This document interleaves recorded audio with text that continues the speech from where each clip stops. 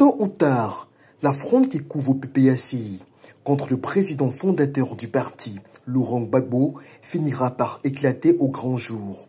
Figure incontestable de cette formation politique, portée sur les fonds baptismaux en 2021, dans l'unique but de le ramener au pouvoir, l'ex-chef d'État ivoirien traîne ce boulet juridique qui le maintient inéligible pour la présidentielle d'octobre 2025, sa condamnation à 20 ans de prison pour le braquage de la BCEAO. Même avec cet handicap, le rival d'Alassane Ouattara à la présidentielle de 2010 refuse d'envisager une quelconque alternance au sein de son parti. Résultat, des ambitions légitimes, longtemps contenues par pudeur, commencent à faire du bruit dans le Landerneau.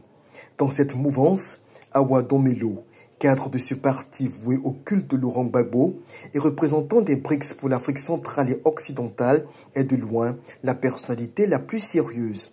À 66 ans, bientôt 67 à l'approche du scrutin 2025, ce diplômé de l'École nationale des ponts et chaussées de Paris se voit bien prétendre à la magistrature suprême en lieu et place d'un Laurent Gbagbo beaucoup plus âgé et politiquement en voie de péremption.